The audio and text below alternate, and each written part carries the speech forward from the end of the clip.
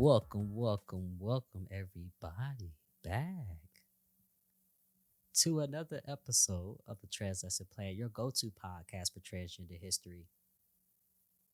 As always, I am your host, Mari, and I am absolutely ecstatic to be back. I am so sorry, y'all, that I have been gone. I have been doing a lot of work over the last 2 weeks, which is why I haven't been able to give you all those weekly episodes that I have planned on my calendar and schedule due to the fact that, you know, business calls. um, Luckily, all my business is actually going to be related to this episode today. So, before I get into today's topic, I want to first say hello to everyone. If you are new to the podcast, I absolutely want to welcome you here. I hope that this podcast is extremely educational, informative, and that you love it. If you are a returnee, welcome back. I greatly appreciate you for keeping this podcast rolling and your continuous support to listen to this podcast. I absolutely love every single one of you who's willing to actually take a listen to this podcast. If you're subscribed, you're a follower, thank you so much. It means a lot. And I absolutely love doing this. And I just hope that what I do can spread to a larger audience as time progresses. We're doing very good right now with the podcast. So, like I said, I know that I've been gone for 2 weeks, which is really good, obviously, for consistency. But like I said, duty calls for me, sadly. But with that, like I said, I just want to thank you all. And I hope that you actually enjoyed today's video, which, as I mentioned, is about all the work that I've been doing over the last couple of weeks. For those of you all who may not know, Trans Day of Visibility is this upcoming Sunday on March 31st. And that's literally what all my chats, calls, presentations have been about leading up into this weekend coming up. This is actually probably the only time I have available to actually record this episode because I'm going to be having a very busy week too as well. Kind of going out, meeting people, networking events, etc. So this is why I want to actually bring this episode today and also have it lead up to today, which when this episode drops, it will be on the 31st. So I want to take today's podcast to dive deep actually into the origin and the importance of Transgender Day of Visibility, TDOV for short. And I want this episode to aim to explore the significance of this day in the context of transgender history and to shine a light on why it's an essential part of our global calendar. So let's get into it. Transgender Day of Visibility is an important celebration that takes place every year on the last day of March, which is the 31st. And this day is more than just a date on the calendar. It's a dedicated time for all of us to honor the lives of those who identify as transgender. Recognizing our unique experiences, the contributions that we make to our society. Most importantly, it's a day about raising awareness about the discrimination and prejudice that the transgender community face on a global scale, from societal biases to legislative barriers. However, of course, TDOV is not solely about highlighting the struggles and difficulties. On the contrary, it's also a day that is about celebrating the strength, the resilience, and the achievements of the transgender community as well. It's about acknowledging the courage it takes to live authentically and openly in a world that often doesn't understand or accept difference. It's about applauding our victories, both big and small, that this community has achieved in the face of adversity. In essence, TDOV serves as a beacon of hope and solidarity. And it shines a light on the experiences and challenges that the transgender community encounters, illuminating the path towards acceptance, understanding, and equality. This day is what I like to call a call to action, to be completely honest with you, for everyone, even those within the community, to actually stand with the transgender community, to fight against discrimination, and to celebrate diversity in all its forms. I do this on a daily basis. And because I do, I always make it known in any call, presentation, chat, whatever you want to call it, as a work related stance. And also when I meet with people personally as well, that we have a lot of work to do. Don't get me wrong, like we're making change. We're trying our best as a community, whether you're in it or not, and you're more of an ally, of course, that we have a world full of hate against multiple different demographics, not just the transgender community, but just a world full of hate. And a lot of times people aren't okay with change and difference, of course. People are not okay with actually continuing to educate themselves a little bit further. And I feel as though we have, like I said, just a lot of work to do. But this day, it highlights everything that we do within the community, of course. Highlights the good, the bad, the ugly, but also the brave too as well. The beautiful. And everything beyond that. So I'm hoping that this day, every one of us that's listening, of course, whether you're part of the community or you're an ally, is extremely vocal about standing in solidarity with the transgender community. Having hope for the future, having hope for the youth, for the young adults, for those who might just be our elders, who just wants to continue to live a life of authenticity. For everyone, just making it as known as possible that we as a community of all shades, sizes, different backgrounds, ethnicities, etc., can stand with the fact that we are all human. We all deserve to live a life that's extremely beautiful. With that, I want to dive into the origin of TDOV. And the inception of this important day can actually be traced back to 2009 when it was founded by transgender activist Rachel Crandall from Michigan. Rachel felt a growing frustration about the lack of LGBT recognition of transgender individuals. And Rachel saw that the only well-recognized transgender-centered day was Transgender Day of Remembrance. And this is actually a day that actually mourns the loss of transgender individuals to hate crimes. While remembering those we've lost is important, Rachel felt that this didn't really fully represent the transgender community. It failed to acknowledge or celebrate the living members of the community in our continued fight for equality and recognition.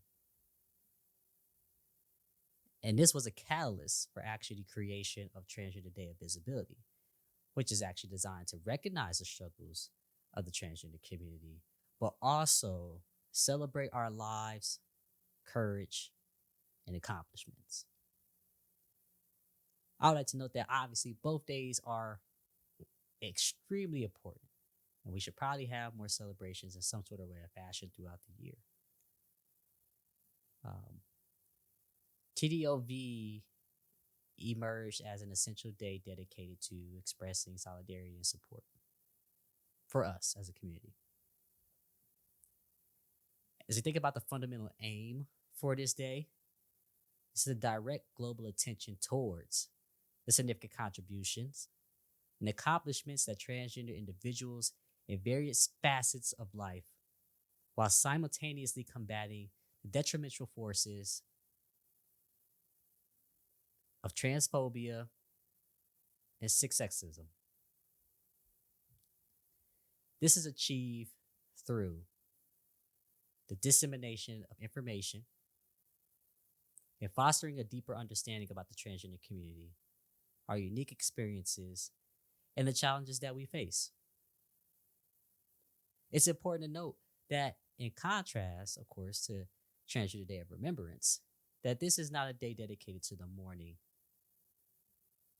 Rather, it's a day that provides a platform for empowerment, a space for celebration, and an opportunity for deserved recognition. It's a day where we acknowledge and celebrate the courage, the resilience, and the strength as a community and rally behind ourselves and our quest for equality and acceptance. Now, for those who may be wondering, of course, why does this day hold such significance? I had a lot to say a second ago. I'll get my words back together. What is the purpose behind dedicating a specific day to acknowledge the existence and experiences of the transgender community? Well, when you think about it, and what I would say is that the reason for this is multifold, right?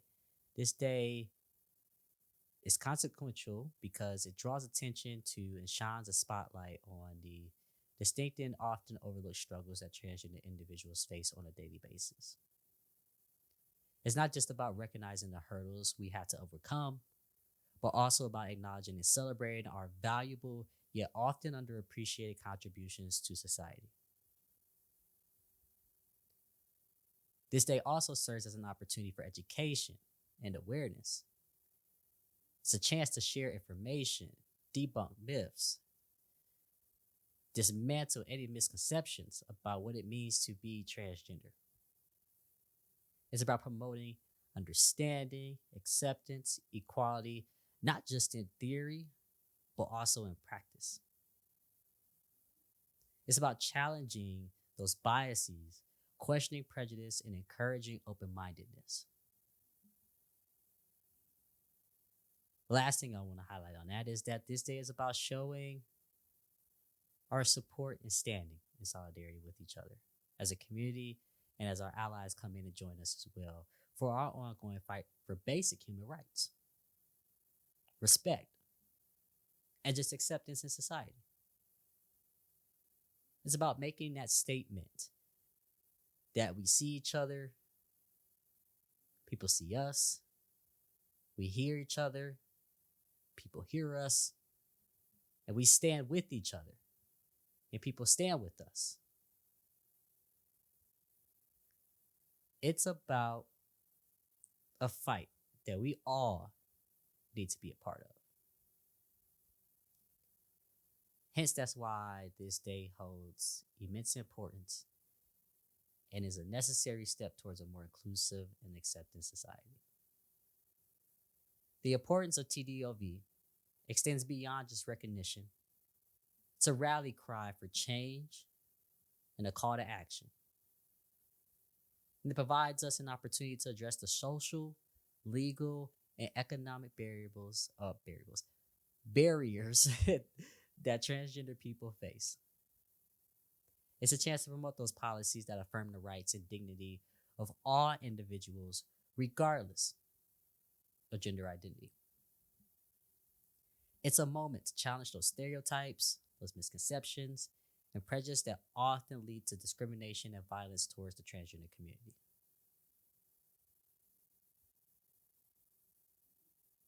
As I wrap up today's episode, I want you all to know that it's our hope as a podcast, and I hope, that's what I'm going to say, I hope that you gain a deeper understanding of the importance of Transgender Day of Visibility and its pivotal role in transgender history.